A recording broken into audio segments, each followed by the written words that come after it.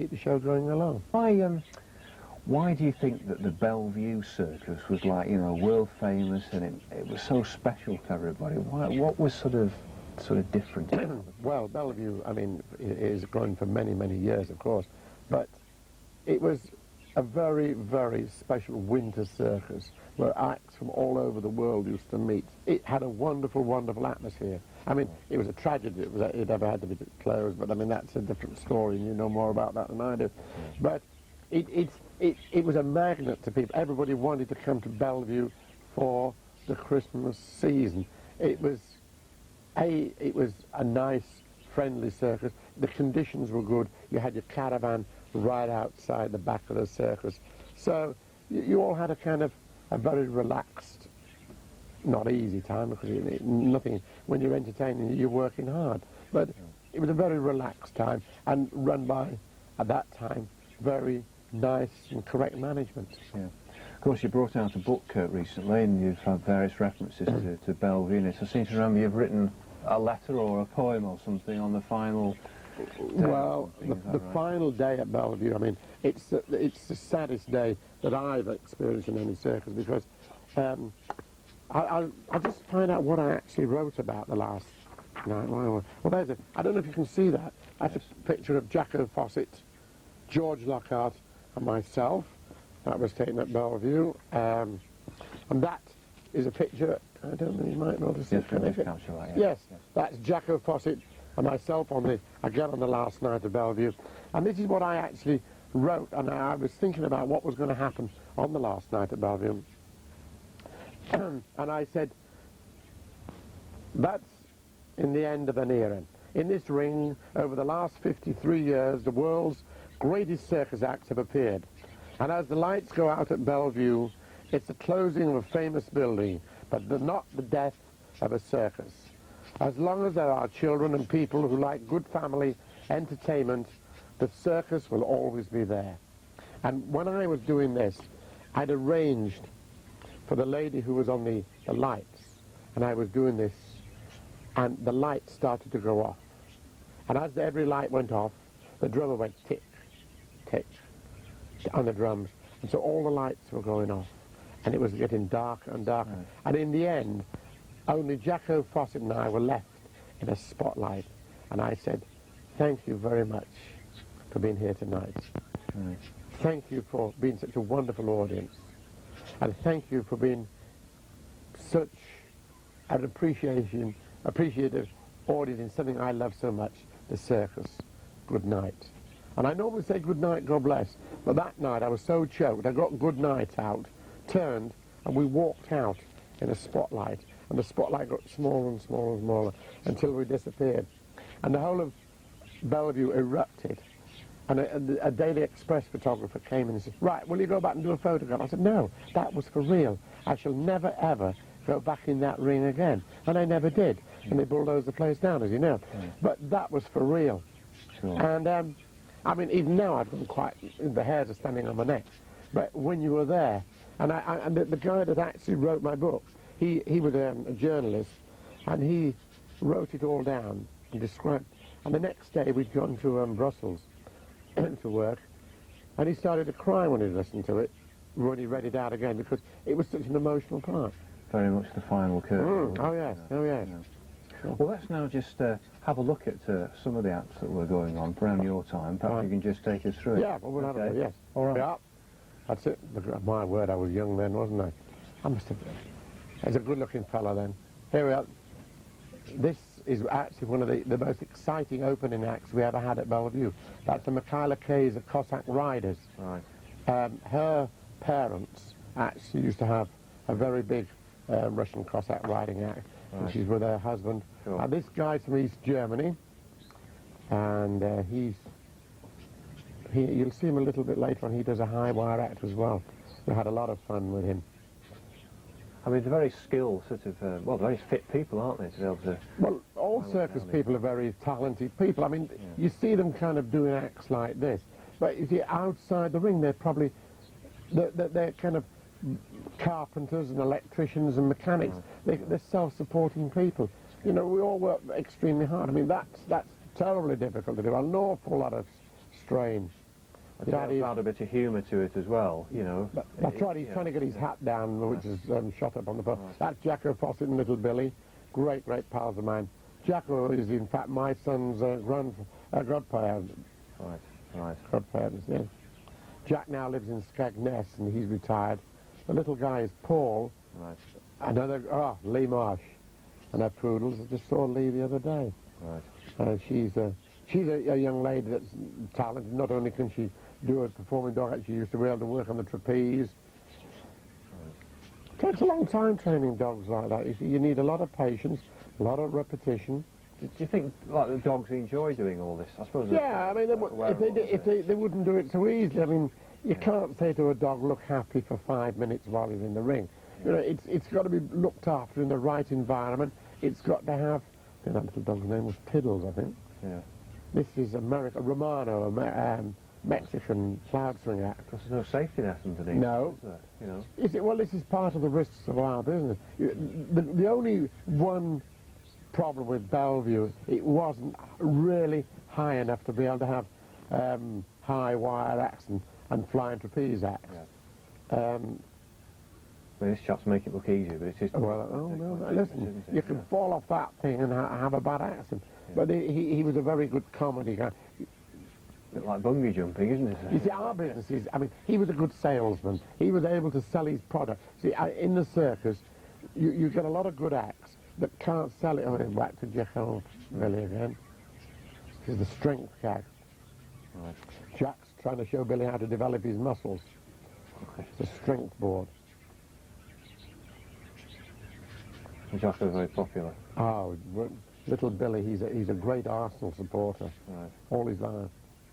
So here we have another, you know, I mean, this looks quite a dangerous act as well. Well, it looks quite dangerous, although it is under control, but I mean, it's, well, here's Jacko with the fire hose going to put it out. The guy's supposed to be, doesn't even know it's on fire. Right. I mean, you've got to know all these things. I mean, they don't just happen by accident. They're all thought of. And this is Bobby Roberts and his elephant. Now, Bobby and I used to do a juggling act many, many years ago, because I used to work for their fathers. It was, in fact, his mother that first put me in a red coat. Right. This is Bobby's cousin John Roberts. Of the animal acts, which were the more popular? Did people enjoy this more than the elephants, or were they all, you know, equal? No, they're just like the animals. You see, circus is about animals. I mean, everybody thinks that people want to go to circuses without animals. They don't actually work without the animals. I mean, I'm all for the animals being looked after properly, being cared for, and treated with respect. That's perfectly right. They should be.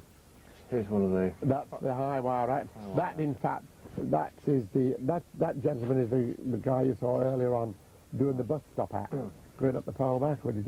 They're all very talented people. I think, Victor Ponche and Sylvia. Plenty of variety, of course, in the acts, aren't there? All different. Well, that's the reason why a circus is a circus. There's something for everybody. You know, he had the most gorgeous wife. We always used to say everybody used to watch his wife and not watch him. Yes, I imagine that's possible, yeah. A friend of mine said, what a Barbara Morris and her Sea Lions. This lady has now retired, lives in Jacksonville in America. Right. You see, these things have to be... That's a very hard act to own as a sea lion. You're forever cutting fish, changing the water. I mean, it's a 24-hour-a-day job looking after sea lions. Yeah. Little Bill. Right. These acts, I forget the name, but they came from East Germany, well, Germany now, of course. And there were about 8 young people altogether. You see, all these acts, I mean, they look reasonably simple, but they take a lot of rehearsing. Sure. And you can still fall off one of those and have a bad accident. Yeah. Right, Norman, we've touched there on about how difficult is it to train animals. Now, you brought one along for us today, so... Well, with these, you see, I get the budgies, I buy them when they're about 6 months old. They're all male birds. And it's just about getting them finger-tamed, you see. I mean, when I first get a budgie, I kind of get him used to sitting on my finger, get used to handling, and then when he's very quiet, then I start to, introduce him to the tricks in the act. But, I mean, you've got to imagine their brain is only very small. So you can't give them too much to learn at once, and it takes about 8 to 9 months before they actually work in the act and they're working properly. And I mean, when I'm doing the hand taming, I mean, I get hold of them, and to get them on my hand, I literally just play around with them and get him standing on there, and then kind of just fondle him around. I mean, he's very tame, is this little guy. I mean, but I mean, it just takes quite a while. But like, I mean, I'm handling them very, very gently now all the time. And I mean, come on, son, there's a good boy. Come up here. There's a good boy. This is Peppy. Say hello. Hello. Okay. Can you speak a bit louder? Say hello. Hello. There's a good boy. See, he's pretty.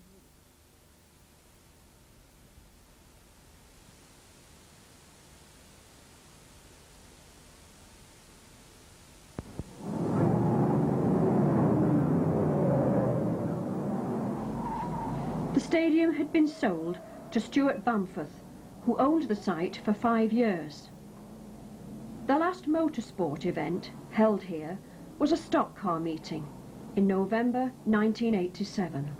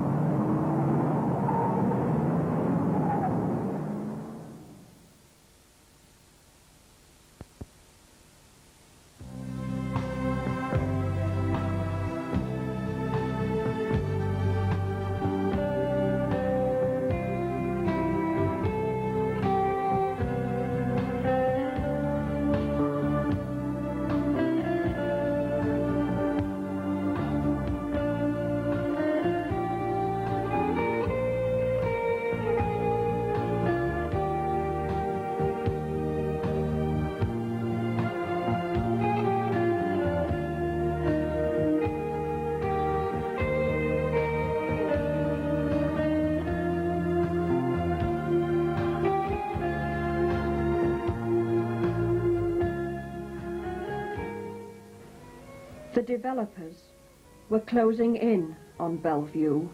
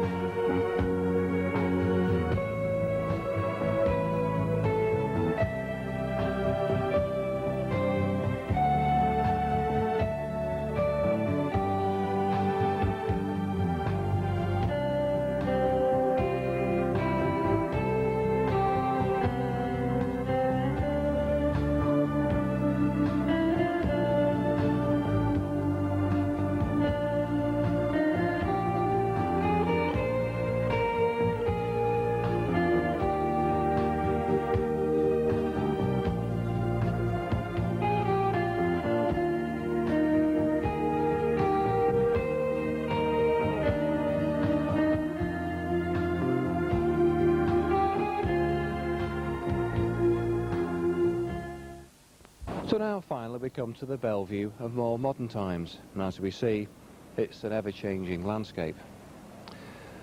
There's no doubt that the 1990s is a period where we're all making nostalgic films of one kind or another, and today's programme has been no exception.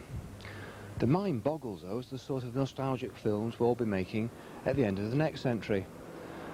As people's leisure time has changed, we're spending more of that now in out-of-town shopping precincts or queuing up on 12-lane motorways, as the British countryside is rapidly filling up with concrete. The Bellvue site has in recent times been remodernised quite extensively, and to some degree quite successfully.